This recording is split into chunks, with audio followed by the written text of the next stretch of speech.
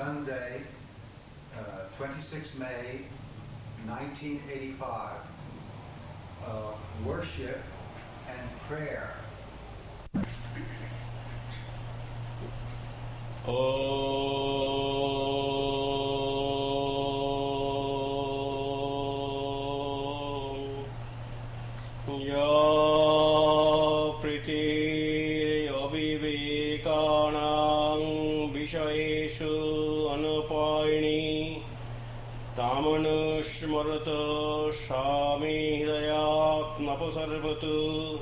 Om Shanti Shanti Shanti Hari Om Tat Sat.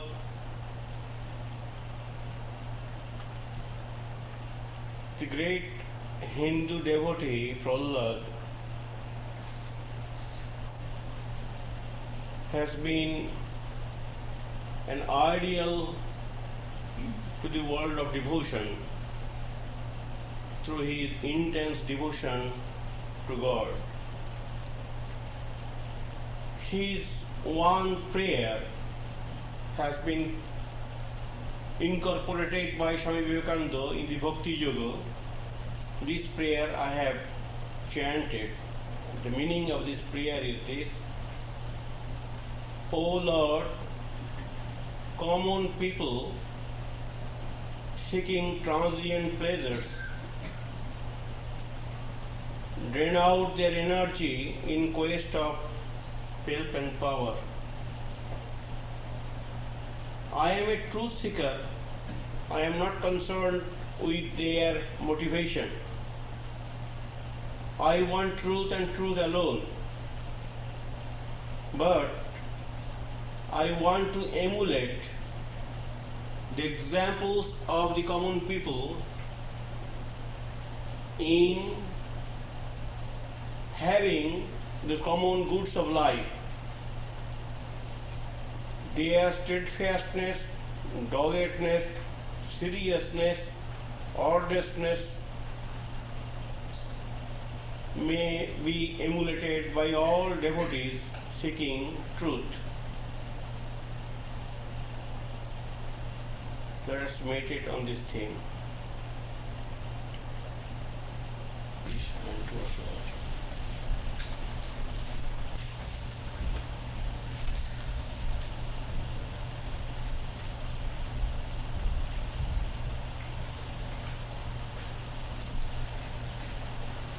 It is difficult to tame the mind. This question was raised by Krishna in the Bhagavad Gita, Arjuna in the Bhagavad Gita, and Krishna gave reply. Arjuna told, Sir, mind is like a wind. Wind cannot be controlled. How to control this mind? Sri Krishna did not tell anything. Only told him just two principles, which has been also told in Patanjali Yoga, that constant practice and withdrawal of the mind from the sources of distractions. Mind is agitated because mind is kept in something which is itself restless. So one has to withdraw one's mind from those areas of restlessness, and one has to practice constantly. By adopting these two methods, one can gradually control one's mind. That is the answer given by Sri Krishna to Arjuna in the Bhagavad Gita. There is a verse in Panchadashi that it is possible to pulverize the mountains, it is possible to dry the ocean, but it is not possible to control one's mind. Swamiji in the Raj Yoga also gives one example that mind is like a monkey. It is always restless. Monkeys by nature are restless. Not only that, to add its restlessness, a scorpion has bitten the monkey. Not only that, monkey is drunk. Not only that, somebody has set fire to its tail. So you can visualize the situation, what will be the restlessness of the mind, of monkey. So that being the nature of mind, one is not expected to be afraid, because one has got scope in controlling this so-called uncontrollable mind.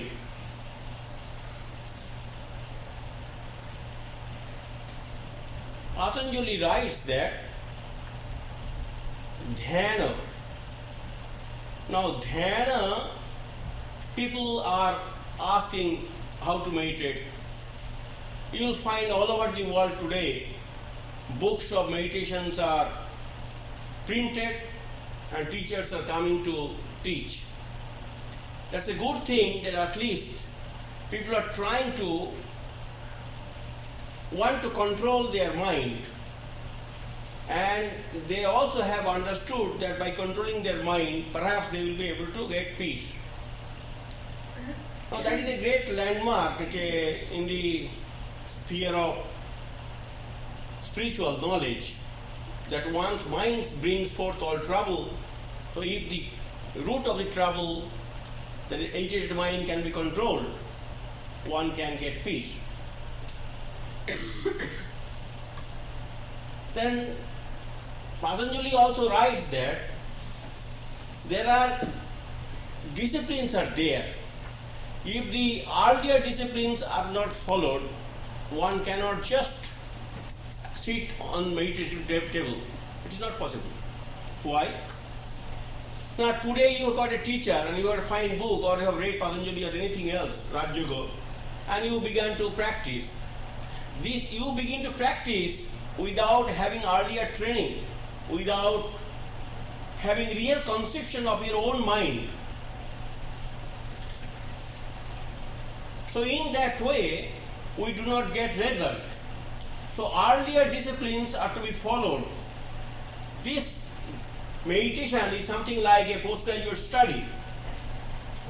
Now without finishing the kindergarten stage, school stage, college stage, one cannot go to the university or postgraduate stage.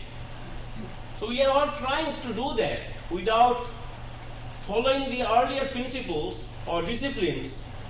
We at once begin to concentrate our mind on something very uplifting, knowing that this alone can give them the peace.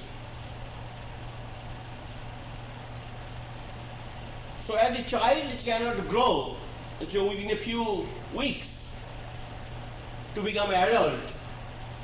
Child has to wait. Body and limbs have to evolve. So the gradual evolution in course of time will make the child an adult, not before that. So mind has also to be trained. So patience is required, and also intelligence also required to understand one's own mind, the structure of the mind, the constitution of the mind. Swamiji in the Raj Yoga says that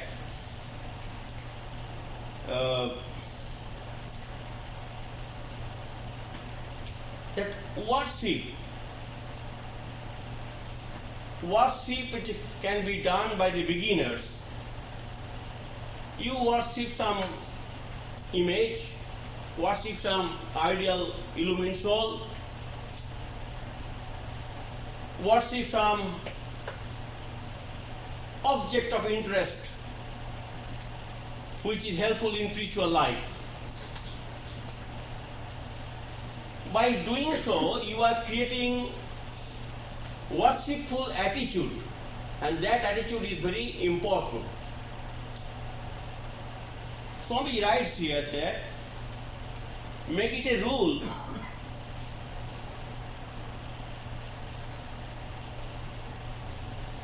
make it a rule not to eat until you have practiced. If you do this, the sheer force of hunger will break your laziness. In India, they teach children never to eat until they have practiced or worshipped, and it becomes natural to them after a time. A boy will not feel hungry until he has bathed and practiced. Those of you who can afford, it will do better to have a room for this practice alone. Do not sleep in that room. It must be kept holy. You must not enter the room until you have bathed and are perfectly clean in the body and mind. Place flowers in that room always, and they are the best surroundings for a yogi. Also pictures that are pleasing. Burn incense morning and evening. Have no quarreling, nor anger, nor unholy thought in that room. Only allow those persons to enter it who are of the same thought as you. Then gradually there will be an atmosphere of holiness in the room, so that when you are miserable, sorrowful, doubtful, or your mind is disturbed, the very fact of entering that room will make you calm. This was the idea of the temple and the church, and in some temples and churches you will find it even now, but in the majority of them the very idea has been lost. The idea is that by keeping holy vibrations there, the place becomes and remains illumined. So place of worship has to be kept in that way, so that non-spiritual vibrations are not allowed to pollute the atmosphere.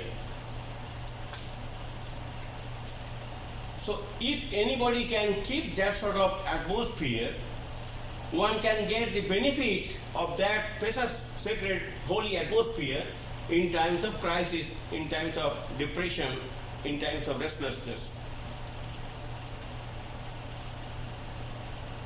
If we feel that there is God and God responds to our earnest prayer,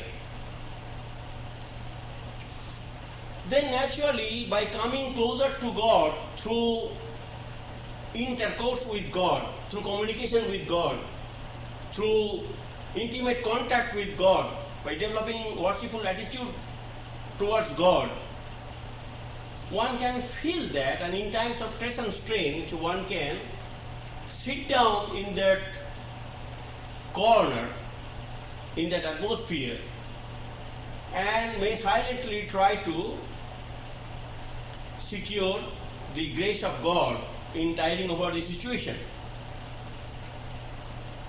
Because you have nowhere to go and you have to depend on God at that critical moment of your life. So you have come with all your sincerity and with all faith to your chosen ideal. And in that way, if not the objective world is straightened, problems are solved, at least mind become calm and quiet. So you feel something, and that gives you some inner strength or courage to withstand the shocks of life. Now many people will object, well, this is all nonsense, it's a worship, all business are for the kindergarten stage. We are grown-up people, we have read many books. Why should we emulate all those childish behavior? That is not true. Patanjali writes that Ishvara Pranidhanat Bha, there is one sutra, 23rd sutra. It says that you practice the principles of Raja Yoga by controlling your breath, controlling your mind, by withdrawing your mind and all that. Then he says that in that particular sutra, 23rd, that by keeping one's mind to a holy picture, one can gradually purify one's mind. So mind can be easily controlled or made pure through consistent prayer, consistent communication, consistent meditation on an illumined soul. So illumined soul, when worshipped, when meditated upon, also is helpful in having that spiritual realization or experience. It has been recommended by Patanjali. So we should not think that all these things are nonsense, it has got no value, it is childish, it is derogatory, it is lower. Sri Ramakrishna worshipped Kali and got illumination. Swami Virajananda, when he was asked to pay respect to the temple of Kali, he never saw this stone image. He saw a mass of consciousness, Chaitanya. He saw spirit. So these are all foolish thinking that image is not helpful or image is lower, nothing of the sort. If we can direct our mind sincerely, and if we try to develop our spiritual capacity in adoring that image, in developing that love and sincerity towards that image, in course of time, the mind gets everything and everything is achieved in spiritual life.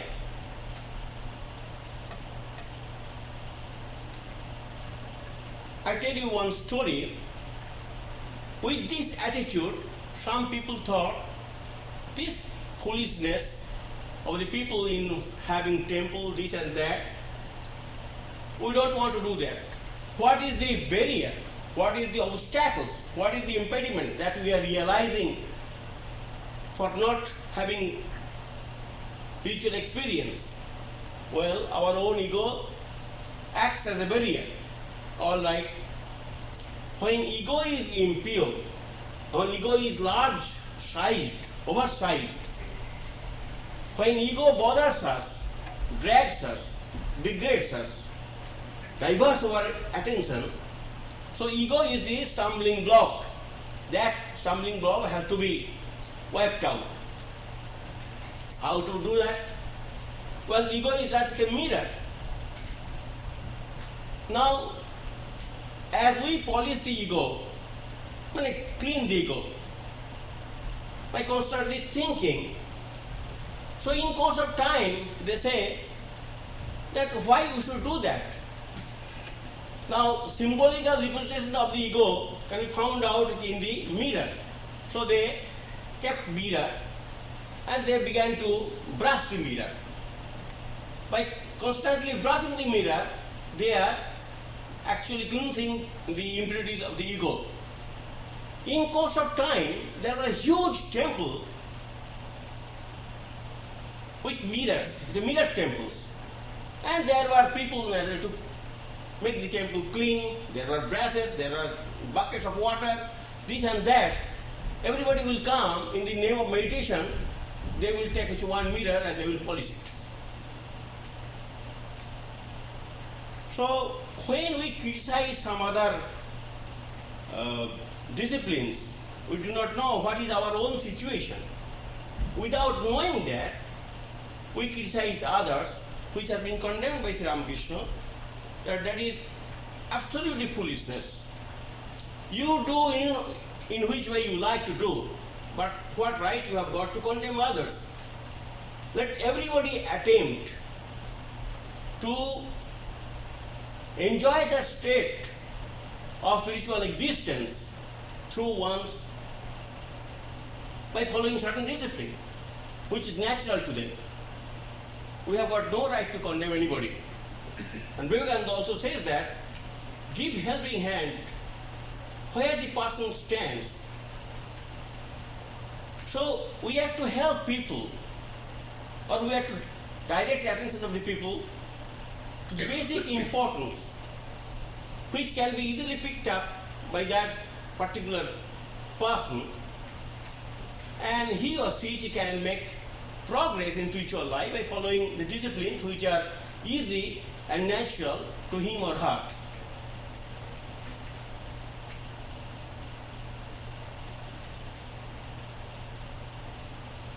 Prayer, worship and meditation are the three steps. Intense prayer leads to meditation. And what is the intermediate step? The worship. It does not mean it is external affair, because in worship also there is japam, there is meditation, there is work, there is adoration, and there is offering. So many steps are there to fulfill the office of worship. The worship means cultivation of worshipful attitude. What is worship? What I am worshipping? We are worshipping our dresses, our body, our little homes. We are following many rituals in everyday life. Those who are extremely secular, they are following many rituals. Even the Olympic Games, there were many rituals. So we follow so many rituals without being questioned. But when somebody follows these sort of spiritual rituals in order to attain that state of godliness, people generally condemn them. Attitude of worshipping, developing the worshipping attitude. As Newton will say that, I am picking up pebbles in the seashore of knowledge. That makes a man humble. Knowledge is so vast. That vast knowledge can never be mastered by anybody to the full extent. Many things remains unknown. There is a book, Encyclopedia of Ignorance. Because many things are unknown, rather 90% things are unknown. And what we know, that also is, we are not sure of that. And without knowing that source of knowledge or source of the world, or without knowing that God, without having the spiritual experience, other knowledge are valueless. That does not give us satisfaction. We may know many things, actually we know many things, but many things, this knowledge does not give us, secular knowledge does not give us any satisfaction. So in order to enter into the realm of beatitude, in order to enjoy peace and harmony and integrity of life, one has to cultivate spiritual awareness, spiritual sensitivity, spiritual aspiration, and spiritual worshipful attitude. Now we are self-centered, that is all known to us. So that's why prayer is the first thing. We pray because we are self-centered. We want to fulfill our desires, our wishes. So that's why we pray to God for the fulfillment of those desires. But gradually, when we take such worship systematically and sincerely in order to attain that pure state of existence, through the grace of God, mind is enlightened, mind is made pure, and in that pure mind, the selfish thoughts are not to be found there.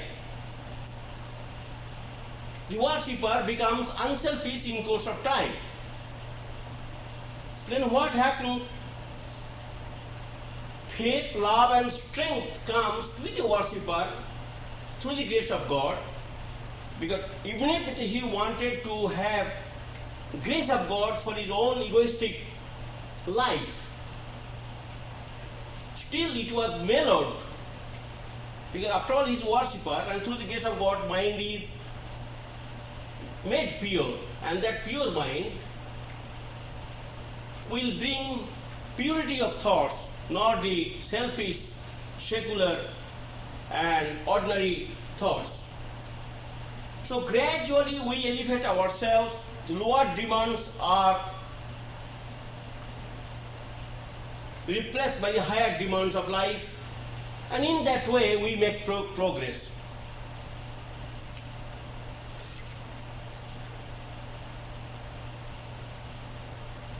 Now you know that those who are born in a church, live in a church and die in a church, they hardly make any progress. Everywhere, in every institution it can be found out. Sri Ramakrishna gives one beautiful anecdote that where one old gentleman had to go to some other village, and he asked his young boy, very young boy, that you perform the worship today because I have to go.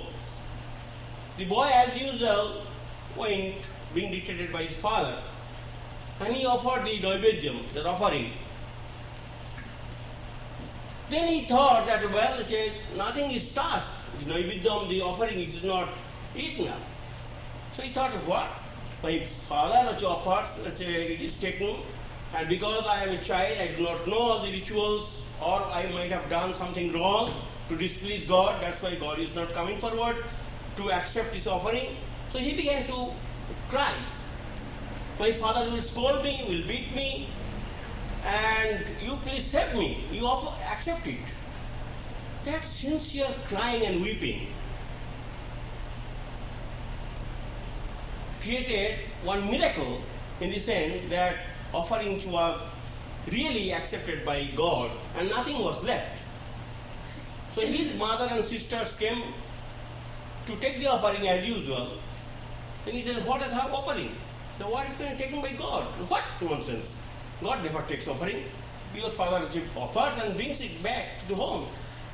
Oh no, I saw God taking. Now this sincerity, it is not the knowledge of rituals or the positions or the efficiency in that art is very important. Important is that sincere calling. The boy was really sincere, and he was thinking that perhaps he has displeased God by not following the rituals which is not known to him. So that's why God is angry and God is not accepting the offer. But when he was able to cry, to articulate his pent-up emotion, could compel the attention of God to his miserable state of affairs. And God was pleased to see that sort of innocence, that sort of guilelessness, that sort of sincerity. And in that way, the offering was accepted. Concentration, meditation are the same thing. Now meditation is also a higher form of worship. Now, we are all worshipping. As Ramakrishna says, everything is work, even meditation is work. We are all worshipping. What are we worshipping? Worshipping that God, that divine reality, out of which this world is manufactured. So we are worshipping the source, we are worshipping the beatitude, the spiritual principle, or we are worshipping the God who is the be-all and end-all of human life. So this meditation is nothing but a higher type of worship.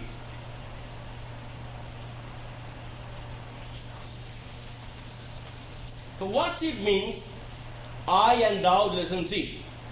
Soul and God. Soul is thinking of God, soul is communicating with God, soul is having intercourse with God, soul is developing intimate rapport with God, soul is obsessed with the thought of God.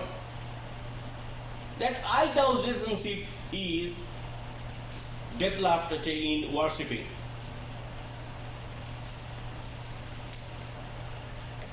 Hindu scriptures write that how to do that, how to develop that keenness or intimate rapport.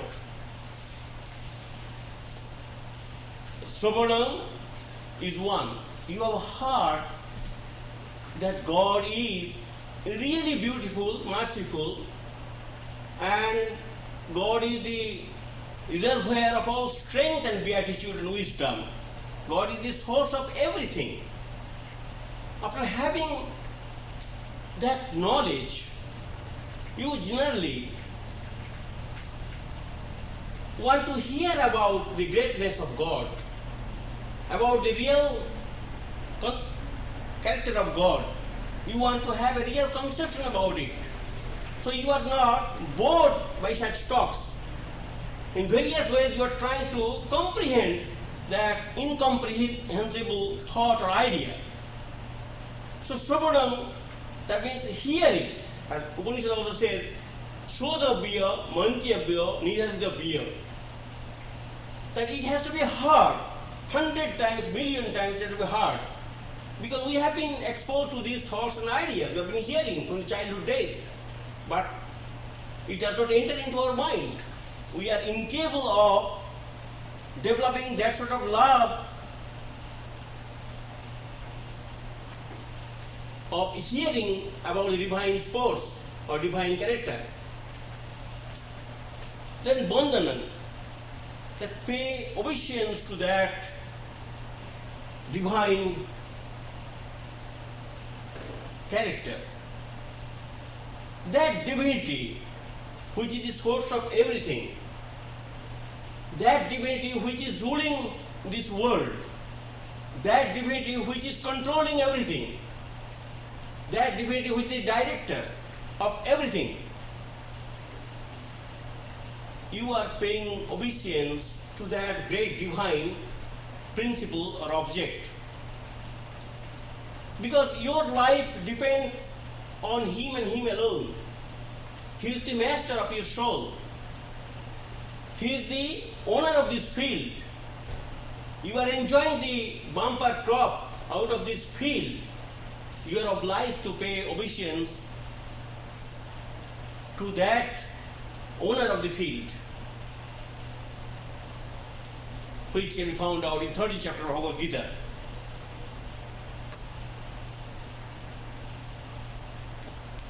Then Sravanam Kirtanam, that you chant the holy names. You are so enamored of your God, of your beloved, of your chosen ideal. Naturally, you are devoting some time with happiness in chanting the holy names because that is dear to you. Because you love God, that's why you love His name too. Shravanam, Kirtanam, Vishnu, Smaranam, Padasevanam. God is all pervading. Not that God is only in the picture. He knows that, devotee knows that. God is all pervading. All pervading God cannot be conceived, cannot be meditated upon by common person. So he or she has chosen to install a picture of that all pervading God where he can concentrate his or her mind, thinking of Him, going by subway or bus or doing anything, instead of keeping the mind empty. Mind is filled up with their thoughts, Smarana. Padasevanam, that means dedicating his one energy in serving God as well as the devotees of God.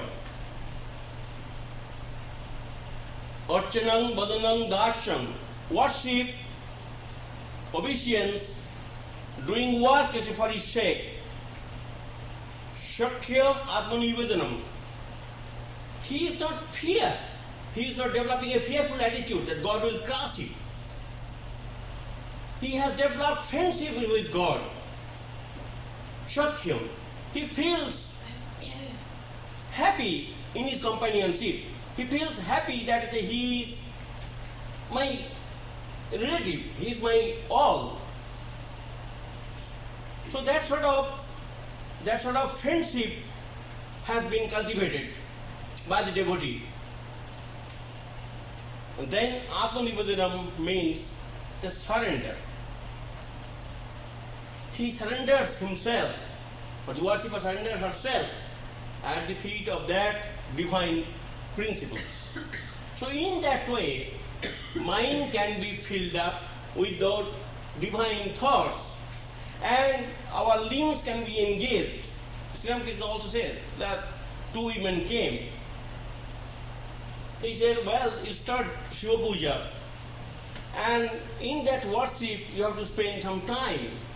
So all this time should be spent in the service of God. And when you are doing all these things, don't talk nonsense. So in that way, mind can be gradually made pure, and that pure mind, higher suggestions you will come. Sacrifice, adoration and sacredness are the goal of worship. Now sacrifice, what you are sacrificing? First of all, we are egocentric persons. If we spend some time in worshipping, in thinking of God, we are sacrificing our selfish interest. Then in doing so, you may have to sacrifice some money and other things. But you don't grudge. You are happy to sacrifice your money or your energy, your time, in developing your spiritual potentiality through worshipful attitude. So that is only helping us to grow spiritually without any expectation. Then self-denial has to be practiced without denying ourselves. If we want to be very happy in this world, at the same time, or we want to devote our energy for the spiritual life, naturally we have to curtail our life, we have to withdraw ourselves from the secular world, and that energy has to be diverted to God. So by doing so, only we can snatch ourselves from the distracting worlds, and that time is being given to God. So here is question of self-denial has to be practiced. Then loss of ego also is there. Gradually that egoistic person is feeling better, has been sobered or mellowed, because he has come to know through the grace of God that his ego is sustained by the divine being or divine presence. Without a divine presence, the individual cannot live. Individual is living only because of the fact that the individual is supported by the divine presence in the form of livingness, in the form of vitality, in the form of consciousness. I live, I move, I have my being in Him, in Christ. If Christ in the form of the consciousness, the living force and vitality is not present within me, I cannot live, I cannot have my being, I cannot be sustained. So that, in that way, loss of ego is developed. Then how we offer, that is also a question, our motive. It is not, Gita says that patram pushpam phalam tayam yome bhakta prayachati. A devotee need not purchase a very costly goods for the supermarket to offer before his or her chosen ideal. Even small leaves, little water, if it is offered with devotion, that is good. Because it's the attitude of the mind which is more important than the goods placed before God. You know that it's widow's mite. In St. Luke and in St. Mark you will find that poor widow, she had very little or nothing. When she was able to offer that, it was accepted by Christ. Christ was very pleased. Same case you find the Gopal's ma, that Gopal's mother, that great venerable widow of Kamarhati, she used to come to Sri Ramakrishna. Sri Ramakrishna commanded her, you bring something for me. She was very poor, she cannot make a living, and Sri Ramakrishna is asking her to bring something. Naturally, she had to purchase something, very rough type of, worst type of sweets. And she used to come, and Sri Ramakrishna used to accept that offering with all love. That because devotee is bringing that offering with all sincerity, because he cannot afford to spend more money in having some good things. So it is the quality of the mind, or the attitude of the mind that is more important than the goods that we place before God.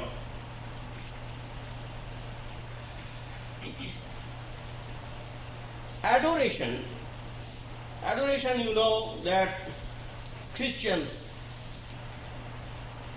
they used to sing in the medieval age, day and night, the choir. It's nothing but they adoring God through their music. So these things also there, Nam Sankirtan, adoration. The hymns which have been composed, Khandanava Vandana, which is known to you. If you understand it, if you try to understand it, then you will find that these are the adorations.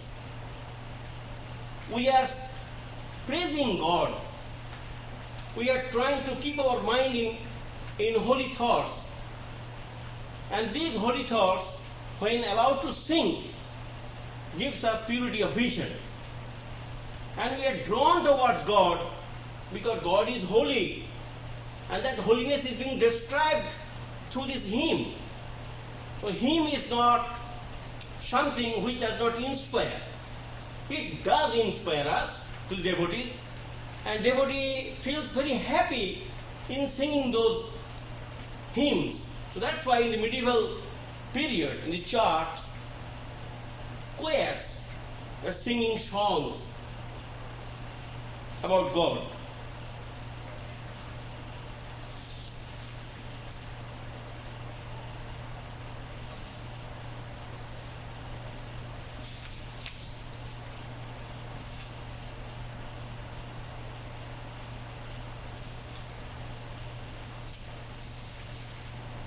Sacredness.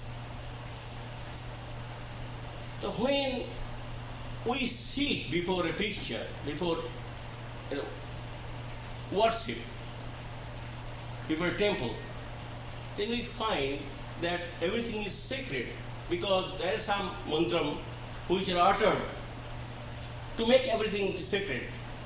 The place is sacred, water is sacred, the seat is sacred, environment is sacred, you have taken bath, you have made yourself pure, and the articles before you are also very sacred, very pure, sanctified. So you are charged with sacredness or holiness. You feel for time being that you are in a very sacred atmosphere. You have created an atmosphere through your mental attitude. You think all these things are pure, it's not ordinary. Even the ordinary water, that is, by uttering certain mantram, you have made it a Ganges water.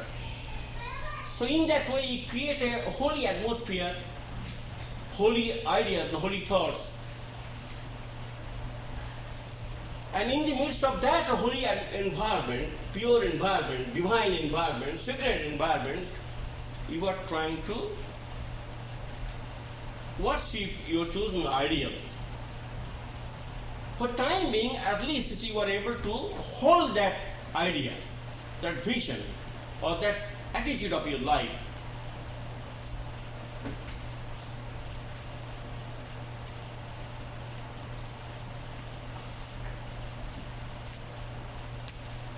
Now, the offerings, when last offering has to be made, what is offering? Best offering, the offering of our ego. We feel very happy in giving whatever we have got to our master, to our owner, to our beloved. We become empty. And therein lies total satisfaction of a genuine devotee. Swami Krishna gives the example.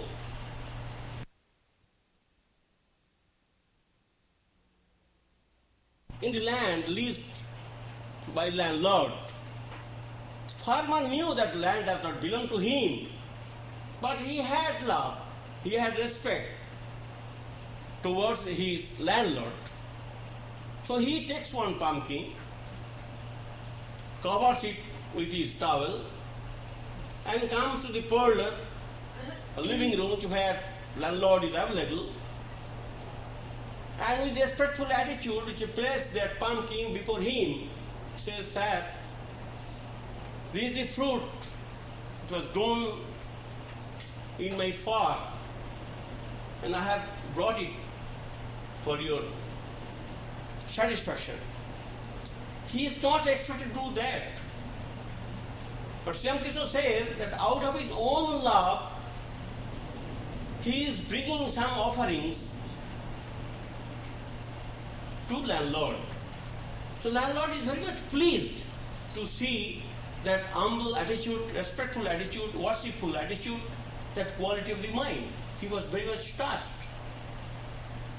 So devotee, when begins to worship with that attitude, begins to offer everything, the fruits and all these things, then he offers himself, offers his or her ego. Because he knows that God is all in all. In him actually God is living. He cannot claim his right to live. He cannot claim his individuality. He is subdued. He is made humble. He has been made thoughtful, introspective. He understands the value of his own life. He understands the value of that transcendental reality which is source of everything. After having known that, he cannot retain his hide-headed ego. So he offers everything at the feet of Lord. That is the last thing in a worship.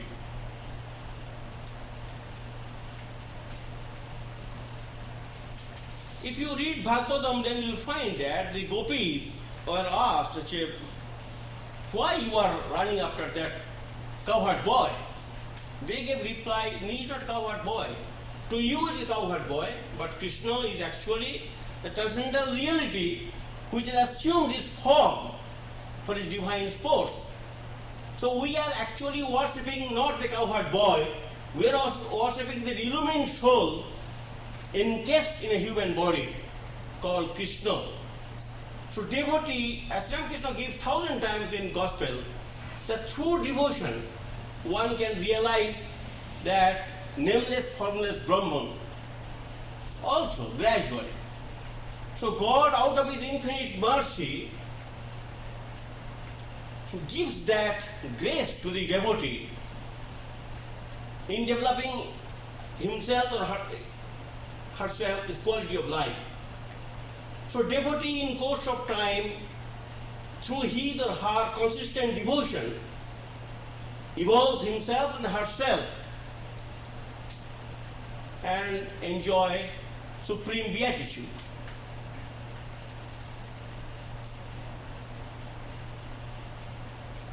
One Christian writer, Susan Langer, she has written that ritual is a symbolic transformation of experience that no other medium can adequately express, because it springs from a primary human need.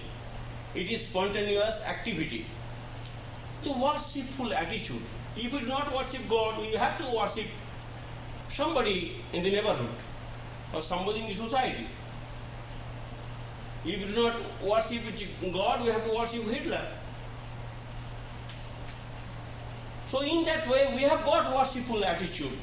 We want to exhaust ourselves in serving something. Instead of something lower, if we can direct our attention in serving something higher, something greater, something divine. So mind is gradually trained to think higher things. Mind is made pure. This orientation of the mind gradually helps us to control our emotions, because mind is fed by higher thoughts. So the worship from top to bottom, from when you get up in the morning, from that time your mind is obsessed with the thought, how I shall perform, how articles will be procured, and how a place will be made clean. So in that way you are engaged, one part of our mind is engaged, and that becomes an obsession, not in a bad sense, that you are captivated by that happiness, that experience, or that way of thinking. In that way, we gradually develop the purity of vision. It can be developed in many ways you like. Worship does not mean that you have to keep a picture and you have to close your eyes and chant some mantra. Certainly not. Worship means worshipful attitude. What you are worshipping, meditation is a higher form of worship. Your lower self is thinking of higher self. Lower self is paying homage to the higher self. Lower self, which is adoring the higher self. Lower mind is filled up by the higher mind. That is meditation. So when mind is kept absorbed with that divine thought, mind becomes serene and calm and quiet. So we can train ourselves to achieve that success gradually, systematically, by following any program which is natural to us. And in that way, worship is also a method which is being followed everywhere, even in secular life. We don't want to analyze them, that what we are doing. Actually, we are performing ritual every day. This tie will match with this dress. You know that, a ritual, complete ritual. But you follow without any questioning. Your mind is not trained at all to think something higher. Here, gradually, your mind is receiving certain training. So we can accept any discipline which is suitable to us according to our mental makeup. We are not imposing our views on anybody else. What we are trying to hint at, that anyway this mind has to be trained how to think higher things. If the mind is not filled up by that higher thoughts, mind is bound to be occupied by lower thoughts. So one has to orient oneself gradually, systematically, steadily by following certain programs which is native or which is natural to him or her. Let us stop.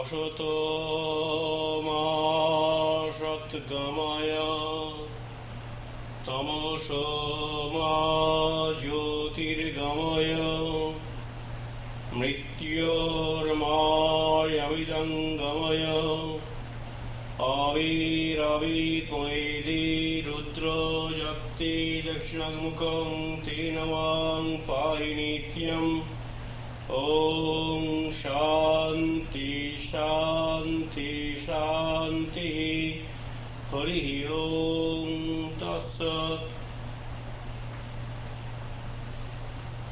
May He who is the Father in heaven of the Christians, Holy One of the Jews, Allah of the Mohammedans, Buddha of the Buddhists, Tao of the Chinese, Ahura Mazda of the Zoroastrians, Brahman of the Hindus, lead us from the unreal to the real, from darkness to light, from disease and death to immortality.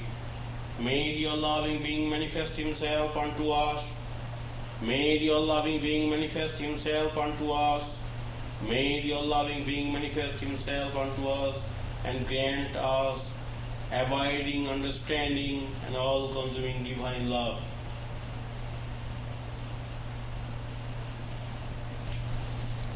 Oh, please, please, please.